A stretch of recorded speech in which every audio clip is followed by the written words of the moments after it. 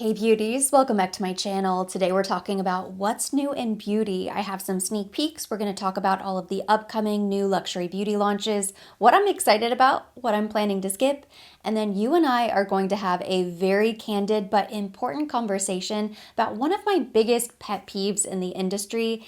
I feel like it's becoming a bit of a trend, so I would love to know your thoughts on the subject as well. I hope we will keep the conversation going down in the comments section.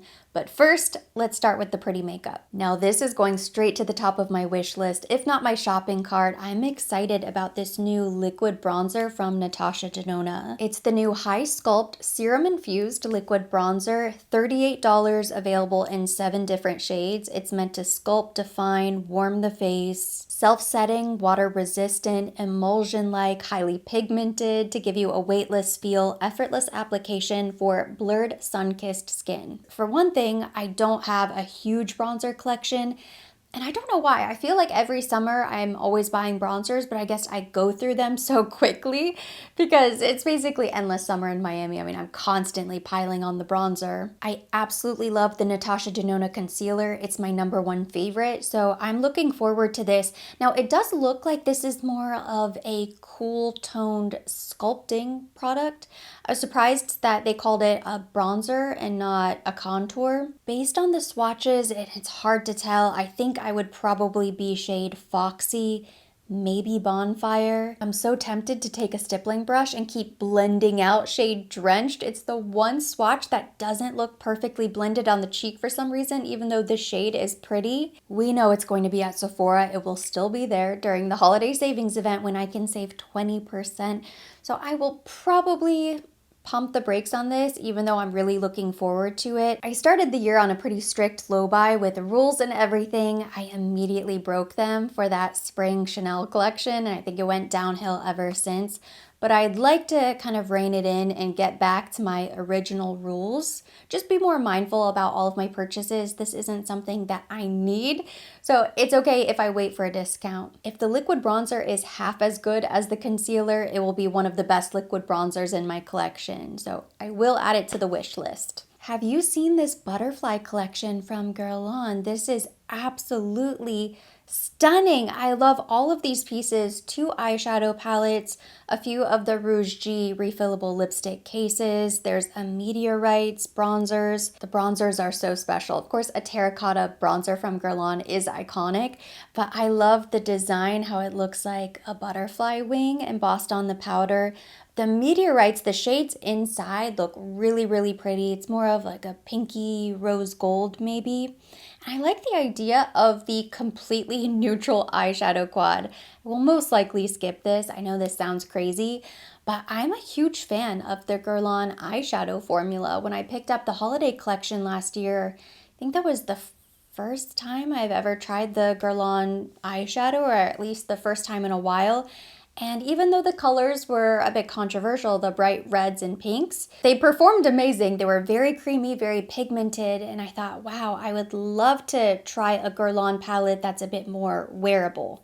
This palette is definitely perfect for me. The yellowy gold with the khaki green is also a gorgeous combination. This wouldn't work, I think, for blue eyes, as well as hazel, green, brown eyes would look gorgeous with this color combo. I love collecting the meteorites and the lipstick cases, so we'll see. Maybe later on tonight when I go to check that email again with the double points, I may add something to my shopping cart. The thing about these collections from Guerlain is you kind of never know when or where they're going to pop up. They sell out quickly, never really huge quantities. Of course, they will end up at department stores, but Sephora doesn't carry these pieces from Guerlain, so if you like something, it almost feels like you have to just grab it or forget about it. Of course, we are getting another flanker of Prada Paradoxe. This is called Paradoxe Radical Essence, but it sounds really nice. I kind of hate how much I'm excited to try this. It's going to be floral, woody, musky, a blend of bold and delicate notes. Key notes include bergamot, pear, tangerine, neroli, orange blossom, jasmine sambac, amber, bourbon vanilla, and white musk. The bottle is this bold, almost fuchsia raspberry pink. It looks very luscious and juicy, and very delicious for summertime. I'm excited to try it. I recently tried Prada Paradoxe Intense, and it's gorgeous. I love it so much more than the original Prada Paradoxe. I also have Virtual Flower, which I love. Something that annoys me about flankers, it's not that they exist. Flankers are fine, but I hate when they bring out a new version of the original that is too close to really justify owning both. But it kind of makes you hate the one you already have because it's so much better. The Virtual Flower, I felt like they were so different that I still loved my Prada Paradoxe, and then Virtual Flower almost felt like a totally different fragrance. So I didn't mind having both in my collection, but the Paradoxe Intense is close enough to the original, but just a much better, more sensual, moodier version. I don't know if I'm ever gonna wear the original Prada Paradoxe now that they keep coming out with better flankers. Charlotte Tilbury just launched her new Unreal Blush Healthy Glow Sticks. These look very pretty. I like the idea of the shades, especially Pretty Glow. I am so sick and tired of blush at the moment that I cannot get excited about these. Had to skip them. Don't even feel like they belong on the wish list. I don't care if I never see them, hear about them, swatch them, ever try them. And it's not because I don't absolutely love Charlotte Tilbury products. I just cannot deal with another blush launch, and it looks so close to the Dior stick blushes. I know everybody's going to be swatching and comparing the two. For the last few years now, blush has been everywhere. Sticks, creams, liquids, highly pigmented, glowy, dewy. I mean, at this point, it doesn't matter what kind of crazy finish color combination you come up with in your brain. If you imagine it, it exists. This is another wish list item by Laura Mercier, who has not been on my radar for a while now. I love the Secret Under Eye Brightening Powder, so she's coming out with a few different shades, which makes perfect sense. It almost feels like, yeah, it's about time she extended the shade range of this powder. It will now be available in 5 different shades: translucent, soft pink, peach, golden, and rich peach. $35. It's coming at the end of June. Sort of interesting how the one white shade is now translucent for fair to light skin tones. Oops. And now we had to add all of these other shades so that we could be inclusive, so that everybody could use this powder. It's very brightening, it's very finely milled, it's very matte, which I always really loved about this powder. In fact, I've always really liked the Secret Under Eye Brightening Powder over the translucent powder, which is so popular. I would love to try soft pink for fair to light skin tones. It's meant to correct blue and purple tones. I just like the idea of a soft pink powder underneath the eye, as long as it's a soft pink. My ideal pink powder is actually the Makeup by Mario pink powder. He did a perfect job coming out with a powder that still looks like skin. Sometimes the powder is too pink and it just looks off. It actually ruins the makeup, in my opinion. The One Size Beauty powder, the new Kosas powder is an example. Those powders are a little bit too pink, in my opinion. I think even the Huda Beauty has a powder that's so pink.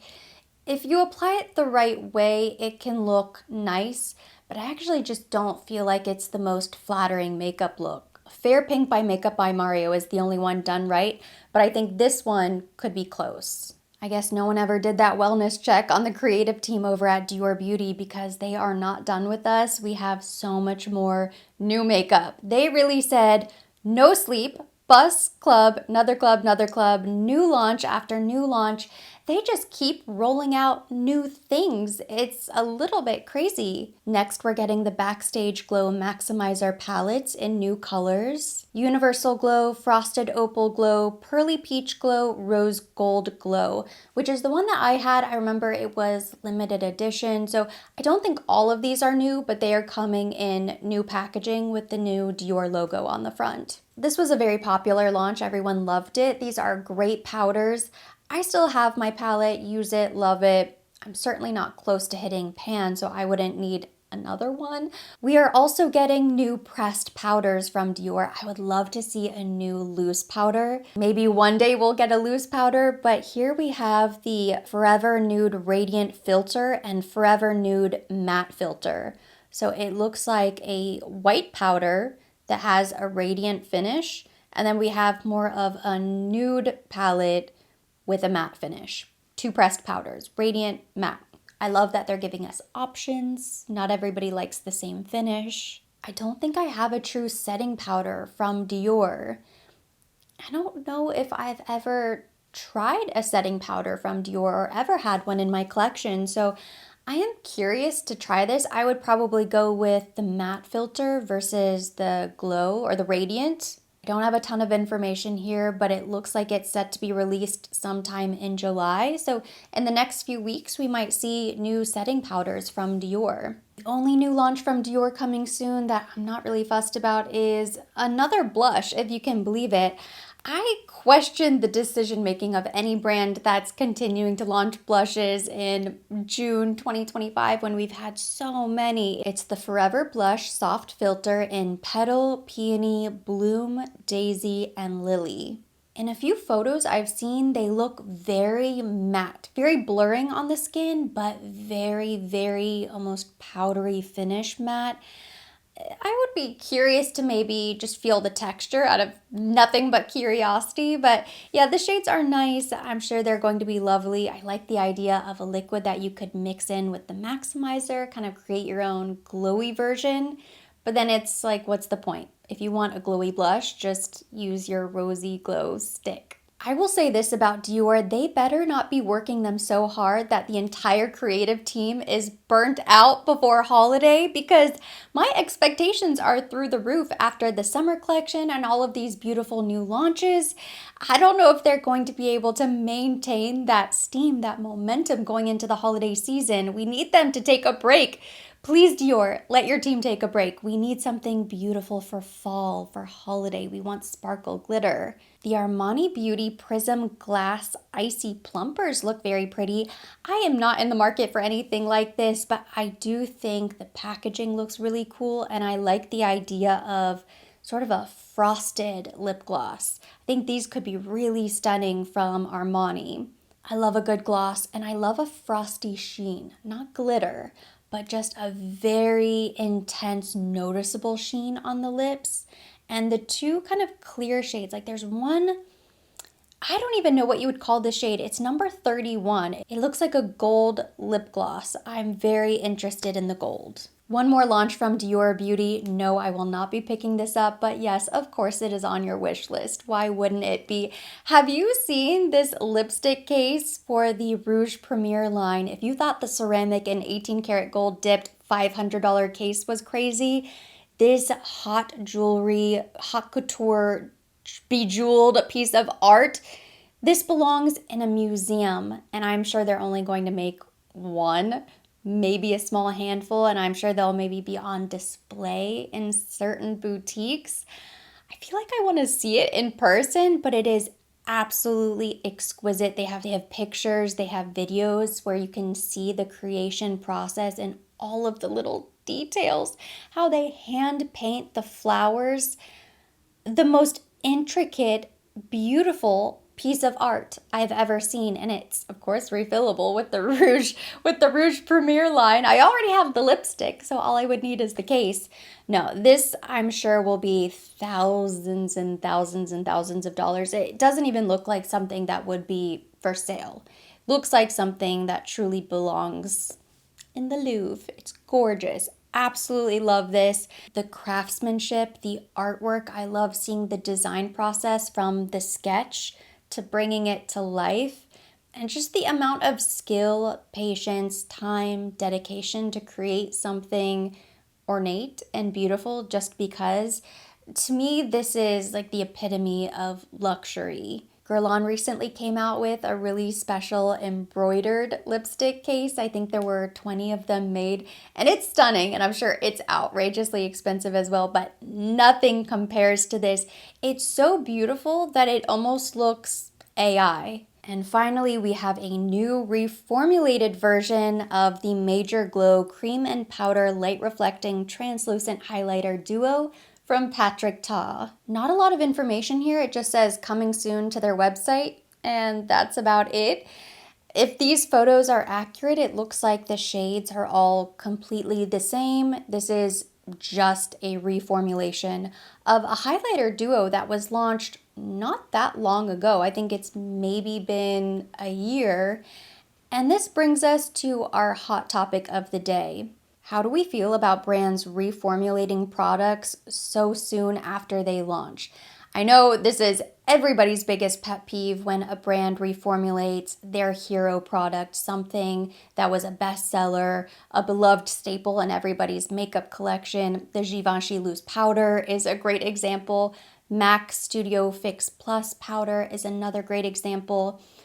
I think it makes sense if a brand is reformulating to remove a harmful ingredient or it benefits the consumer in some way. It's annoying. It's frustrating when a brand changes or reformulates a staple product, a hero product for the brand, especially when they try to tell you it's exactly the same when everybody knows that it's not. What I find more egregious and honestly a bit unacceptable is when a brand reformulates a product as a sales or marketing tactic or simply to revive a failed launch. And in the case of the Patrick Ta highlighters, I did hear a lot of criticism. I mean, some people really liked them. I purchased two, and I think they're nice. I mean, it's not the best highlighter in my collection. I wouldn't say it's one of the best Patrick Ta products, but it's a good highlighter. I don't mind it. I don't mind that the cream is a little bit like tacky and a little bit goopy. I didn't think the powder was bad. But then you do have some people who were disappointed. They were having problems. Their palettes were falling out. The cream side was getting too melty and goopy. And I don't think the brand ever came out and said that they were all defective. They certainly didn't recall them or try to give people their money back. They kept selling them and saying everything was fine. The problem with a brand like Patrick Ta, where you have a makeup artist who is the face of the brand, we have an actual human being who is coming on camera, going to social media, posting videos, demonstrating products, giving us tutorials on celebrities and influencers, and we see the products in action and we hear him telling us how amazing the products are and showing how it applies to the skin, telling us that it's the most exciting launch and we're gonna love it. I think there's a breakdown in trust when just a few months, maybe an entire year later, you're then relaunching the exact same product, the exact same shades, and telling us, well, this one is better than before. So there was a problem with the old version, but you said there wasn't. But you said it was amazing and you were really excited about it and you were selling it to us back last year. You remember last year when it first came out and you were saying how amazing it was? I guess I'm trying to figure out, did I waste my money or not? I have never owned a business. I'm not a business owner in that way, so I cannot imagine the extreme pressure that comes with launching a product in 2025, this digital age where anyone and everybody who buys your product can sound off. Not every product is going to be for everyone. There are certain brands, certain products that really have their niche. The problem is people change their minds. I mean, the winds are constantly changing online. Sometimes a product doesn't do well and then later on it goes viral, somebody else posts about it. You are never going to please everybody, make everybody happy. It leaves a bad taste in my mouth, and I did see some mixed comments. Some people were really excited, yay, new highlighters, new product, yay. But then I did see other people say, normalize getting it right the first time.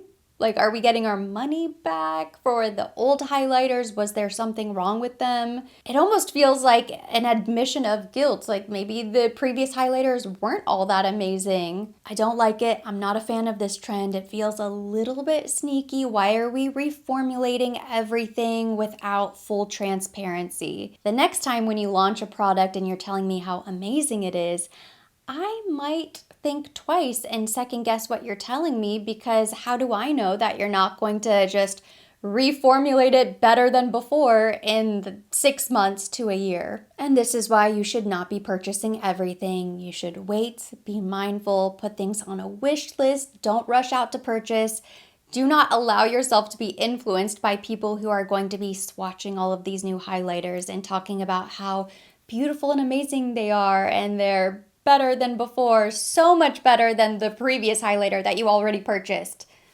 Don't fall for it. I would need these new highlighters to come with 24 karat gold chips and flecks in them for me to be even remotely interested in trying this new formula. My rant is officially over, and that completes today's video. Thank you so much for watching. Hopefully you enjoyed it. If you did, give it a thumbs up. Leave me your comments, questions down below. I would love to hear your voice, your opinion on the matter down below in the comment section. We'll keep the conversation going there.